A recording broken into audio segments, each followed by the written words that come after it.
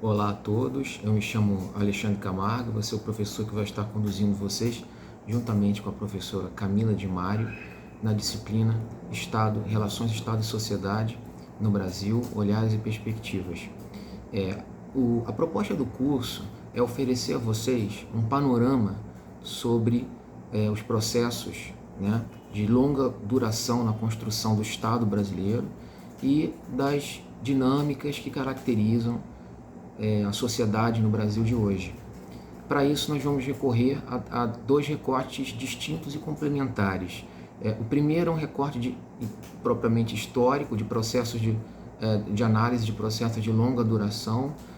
como, por exemplo, a escravidão, a formação da identidade nacional brasileira pela via da cultura, a formação da cidadania no Brasil e dos direitos de cidadania, a construção do sistema político brasileiro e em outro recorte complementar é a análise de aspectos particularmente contemporâneos ou emergentes no Brasil recente, como por exemplo as questões relativas à participação social, à construção da democracia participativa no pós-88, entre outros tópicos. Essa abordagem vai ser complementar e de modo que a análise dos processos de longa duração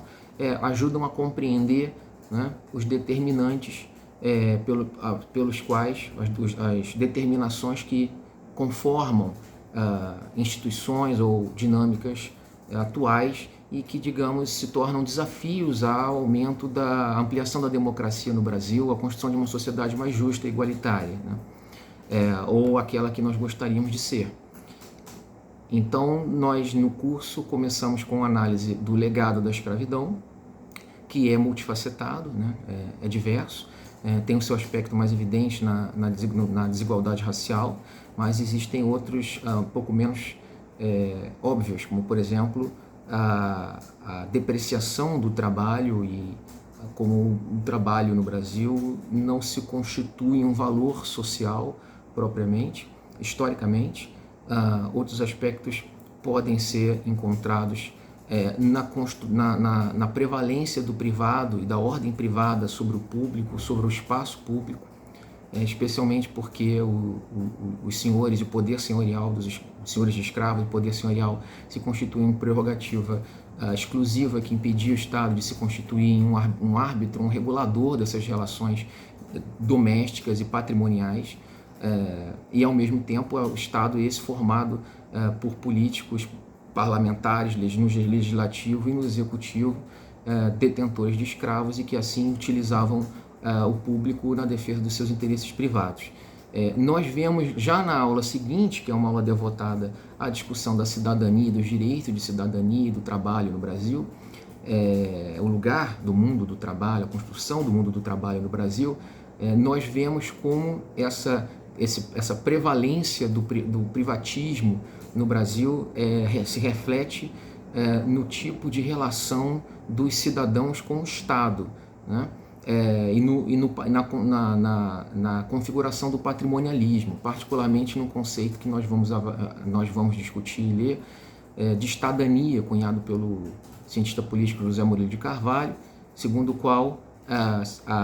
o modo como as pessoas percebem e recorrem ao Estado na defesa dos seus próprios interesses particulares, mesmo que esses interesses não tenham que ter necessária afinidade ou compatibilidade com o interesse público. E, por outro lado, um Estado que pratica cooptação de setores ou segmentos da sociedade na administração pública e na construção da agenda, né, nacional. Então vejam que é um fenômeno de dupla face, ele é de baixo para cima, ele é de cima para baixo, que muitas vezes se esquece na discussão sobre um conceito correlato, que também vai ser visto e analisado, que é o de patrimonialismo. Passando além, nós vamos fazer a análise da centralidade do trabalho e dos direitos sociais do trabalho em particular na construção da cidadania no Brasil, que é um percurso, como vai ser visto, distinto de outras matrizes e outros países de tradição liberal, como a França, a Inglaterra e a Alemanha em particular, e como que o Brasil, na verdade, inverte a lógica de construção desses direitos, que historicamente segundo a análise do José Murilo também, Cidadania, Tipos e Percursos, começam com os direitos civis, passam para os direitos políticos em outro momento, e os direitos sociais são, digamos, o fecho dessa pirâmide, enquanto que no Brasil ela está invertida, ela se inicia pelos direitos sociais na Era Vargas e com um trabalho muito particular, né, como realce, e apenas muito mais tarde os direitos políticos vão aparecer de maneira universal. A gente pode falar que de maneira débil antes da ditadura de 64 e de maneira mais estabelecida após a Constituição de 88, recente. E com relação aos direitos civis, ainda, né, o desrespeito que é sistemático em relação aos direitos civis e a compreensão da cidadania a partir dos direitos civis se manifesta e se perdura até hoje. Então, entender quais são as consequências desse processo nos desafios que nos cercam enquanto sociedade no presente. Além desse passo, nós continuamos com uma outra dimensão, que é a dimensão da cultura, a dimensão da construção de uma identidade nacional, uma dimensão, portanto, das relações entre Estado e sociedade através da cultura, que se manifesta, sobretudo, na construção da identidade nacional pelos intelectuais, o papel que os intelectuais, particularmente modernistas, têm a partir dos anos, sobretudo nos anos 20 e 30, de constituição como mediadores, papel como mediadores de uma identidade, de elementos que definem a nossa identidade nacional, a nossa brasilidade, né, por assim dizer. Entender as condições que permitiram que isso acontecesse, o início da industrialização, a criação das universidades, as primeiras universidades como espaços autônomos do pensamento social, como construção do intelectual como uma posição social, com uma respeitabilidade, onde o intelectual se torna remunerado e valorizado enquanto tal, e diferentemente dos intelectuais de tradição tradicionais, que eram, em geral, políticos, bacharéis em direito e exerciam atividades políticas no legislativo, no parlamento ou nos ministérios, né? Então, essa mudança da configuração do mundo intelectual, ela converge com a construção de um discurso unificado sobre o ser brasileiro, sobre a identidade nacional, e a gente vai avaliar isso com estudos de caso, inclusive no regionalismo, com a invenção da ideia de Nordeste e o papel que intelectuais como Gilberto Freire tiveram nisso. Por fim, nós prosseguimos com a análise do sistema político brasileiro, né, com atenção especial às relações entre executivo e legislativo, com a percepção diferente que as pessoas têm dos poderes, a dificuldade de perceber o lugar, o funcionamento, as regras que regem ou o que esperar, as funções de um poder como o legislativo, que é muito comum, né, em meio da população e do homem comum no Brasil. E, ao mesmo tempo, o executivo sobressai como sendo a instância que resolve, a instância em diálogo com a noção de estadania, aquela que permite consagrar compromissos paternalistas ou clientelísticos e, portanto, também resolver disputas ou garantir recursos não só para grupos elites ou determinados nichos sociais, mas para as pessoas em geral. É a visão que também prevalece entre o homem comum, né? Os setores populares.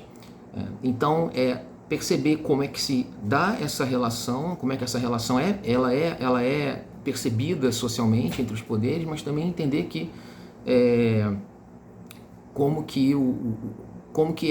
como essa característica do sistema político brasileiro ela própria é filha desse predomínio da ordem privada sobre a ordem pública que se estabelece, né, desde a colônia império, e que tem na escravidão a sua instituição fundamental de ser, de origem, de gênese. Prosseguindo ainda na análise do sistema político, nós vamos ver como se estabelece as relações, né, entre os partidos, o sistema partidário, a discussão do presidencialismo de coalizão como um dispositivo que é ao mesmo tempo polêmico, porque baseado numa fragmentação partidária muito grande, como se sabe, mas ao mesmo tempo um aspecto pouco lembrado, garantidor da estabilidade do sistema político brasileiro e que já impediu que certas crises pontuais se tornassem rupturas institucionais em passados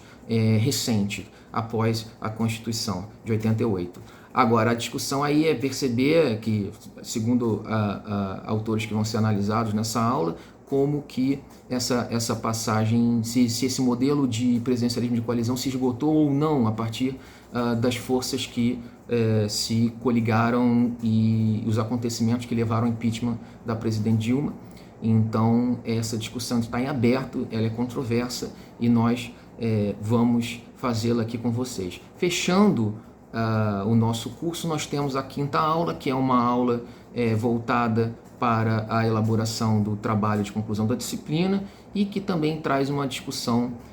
sobre a construção da democracia participativa no Brasil, ou seja, como que a participação social, as formas, os instrumentos de participação social consagrados a partir da Constituição de 88, a partir da nova República e seu início, como que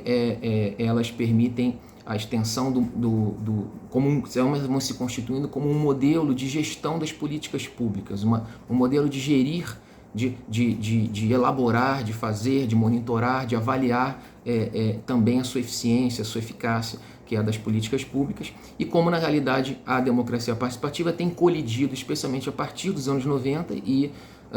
com o advento e o fortalecimento do neoliberalismo, e como que a métrica, né, o modelo de eficiência neoliberal baseado em métricas e técnicas de análise colidem muitas vezes com a